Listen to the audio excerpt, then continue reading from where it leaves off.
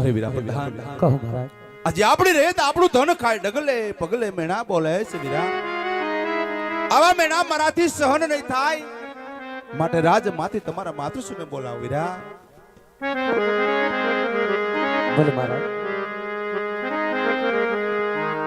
એ રાજે પરધાન બોલાવે રાજમાત આવજો રે.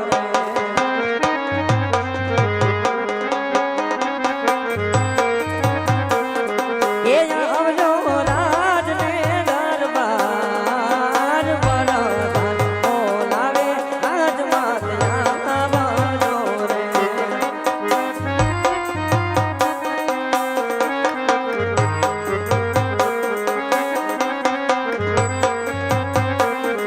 એ રાજમાં પડાત મારા કામ પરધાન બોલાવે રાજમાત આવજો રે.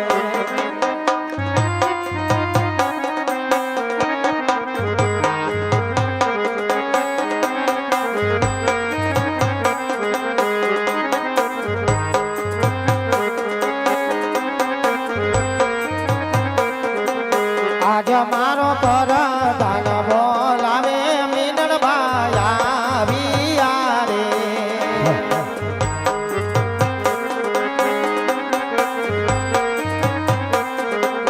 આવ્યા વીરા રાજને દરબાર પરધાન એ બોલાવે મીનળભાઈ આવ્યા રે.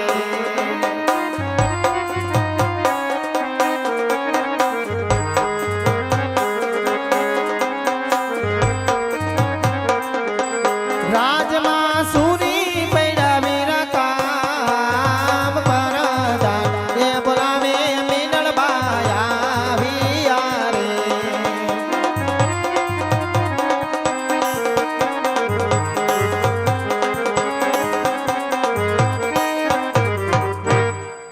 અરે વીરા, કોઈ દિવસનો સમય હોય ને બાંધવ અને અત્યારે રાજમાતાને રાજ દરબારની અંદર બોલાવવાના કારણ શું છે બાંધવ? કામ તો મારા મહારાજ ને પડ્યા છે. તને જાજી સમાયો વીરા, તને જાજી કમાયો બાંધવ.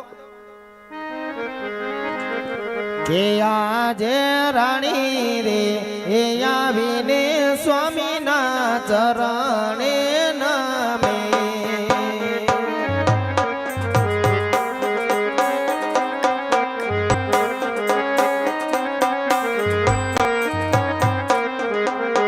આજ એમાં રાણીને જોઈને રાજન મારયા વાડું ફર્યા. ના સતી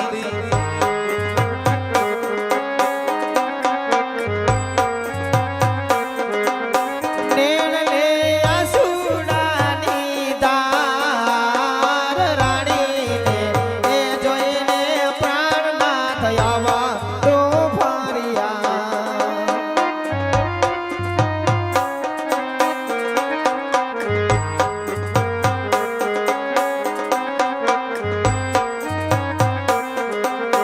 આજ સ્વામી તમે રે એ ગયા તા રાજન આપણી નગરની મોજા. સત્ય વાત છે સતી.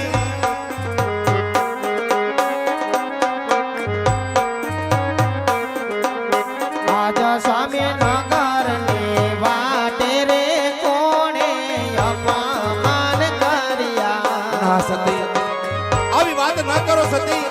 હવે હિંમત રાખી મને વાત કરો સતી.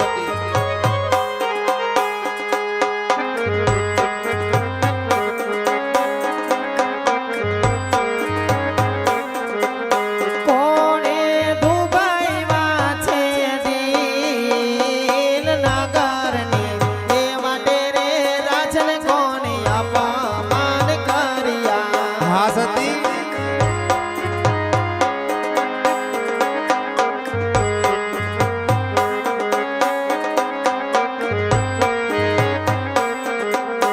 આજ એવા રાણીના બોલાવ્યા રાજપૂત બોલાતા નથી. ના સતી વેદનાની વાત આપ જાણો છો સતી. આજ સ્વામી નયા રે એ બોલો તો રાજન માર જીવાડો રે જા. સતી આવી મને વાત કરો સતી એવો મારો સુરી થયો અપરાધ રાણીના એ બોલાવ્યા રાજપૂત બોલાતા નથી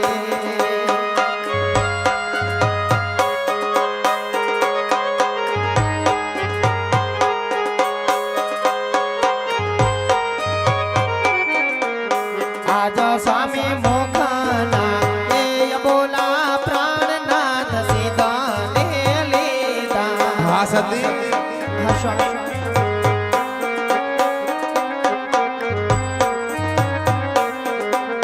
તારો સ્વામી સાચા દલડા કે હાથ સતી મારા આજ રાજન કહું ને સતી સાંભળો રે તારો સ્વામી સાચા દલડા કે રીવાદ રાજાના એ કહે ને નારાયણિયા બડે હે આજે બાવણીએ તારે કેળો પાછા રે વયા આજ સ્વામી વાવાણીએ જા તારે ખેડૂત ભાઈ પાછા રેવાડિયા એ સુકન નો લે સતી મારકો યારા દેડવા જાતા રબારી પાછા રે વયા શોકાન નોલી સ્વામી નાકો એ આણોલીએ એ જતા રે રબારી પાછા રેવાડિયા હે આજે આપણી રયત સતી મન મેળલા બોલે આજા એવી અમારી એ રયતા રાજનયાને મેળાલિયા બોલે એ મોય પ્રવાદીયો અવતાર આપણી એ રયત સતી મન મેળલા બોલે કેવી રીતે વાંચ્યો અવતાર અમારે એ રયતા રાજનયાને મેળાલિયા બોલે એ આજે ખાવો રે પીવો રે સતી મન ગમતો નથી આજ સ્વામી અનના એ અવતારા રાજમાં અઢળક ભર્યા એ નથી ગમતા યાવા રૂડા મન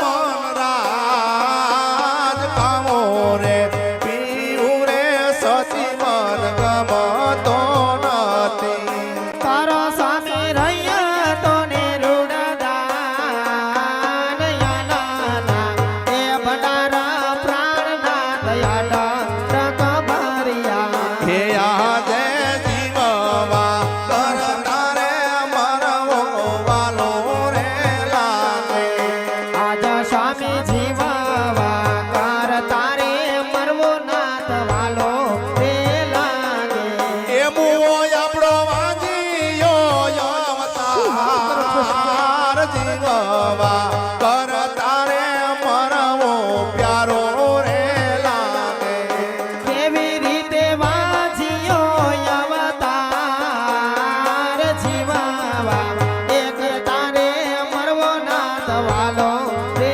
લાગે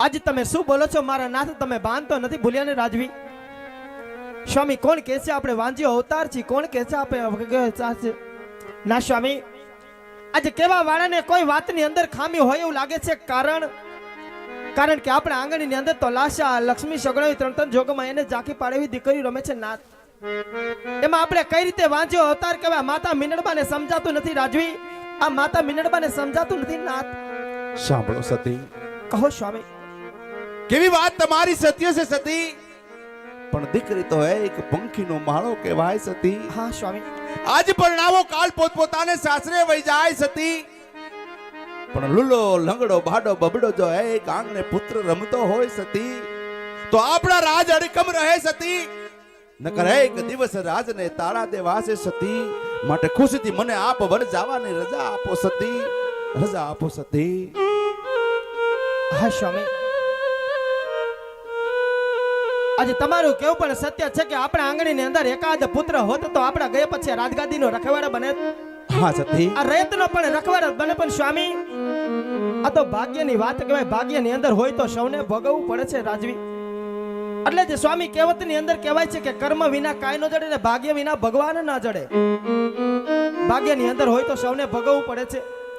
માટે કે પુત્રના વિયોગમાં આટલા બધા અધીરા ન બનો રાજવી. જે આપણા આંગણીની અંદર લાશા લક્ષ્મી સગડોઈ તન દીકરીઓ રમે છે નાથ, તેને આપણા દીકરા સમાન માની અને આ ભવ પૂરો કરો રાજવી, આ ભવ પૂરો કરો સ્વામી. હા સતી, એ પણ વાત તમારી સત્ય છે સતી. પણ આજ છોરે છોવટે એવી વાતો થતી હોય સતી. શું સ્વામી? આજ પોખરણ ગઢના આજ આપણી રયતમાં આપણું મુખ જોવા કોઈ ખુશી નથી સતી. ના હોય સ્વામી. આવા મેણા મારાથી સહન નથી થાતા સતી. કે પોખરણ ગઢનો અધિપતિ તો આજ વાંજિયો કહેવાય સતી. ના સ્વામી. આવા દુઃખ મારાથી સહન નથી થાતા સતી. માટે ખુશીથી મને એક વાર વન જવાની આપ રજા આપો સતી. અરે સ્વામી, અહીંયા ઉપર પથ્થર મેલીને કાળજુ કઠણ કરો મારા નાથ. આપ મારી પાસે કાશી સુનાથના ચરણે જવાની રજા માંગો છો રાજવી. પણ સ્વામી, આપ વિચાર તો કરો, તમે કોઈ સામાન્ય પુરુષ નથી. તમે તો આ પોકરણગઢ નગરીના રાજા છો એ રાજવી. હા સતી, અને તમે વગડો વેઠવા જશો તો આપણી આ પોકરણગઢ ધરાનું આજ રાજપાટનું રાજ ધ્યાન કોણ રાખશે સ્વામી? તમારા વિના તો રાજપાટ સુનું લાગશે નાથ. અને હા રાજવી, આપ વિના તો અમારા શેથીના શણગારો પણ સુના છે સ્વામી. અને વન વન ભટકે કોઈ દી પુત્ર પ્રાપ્ત થતા નથી.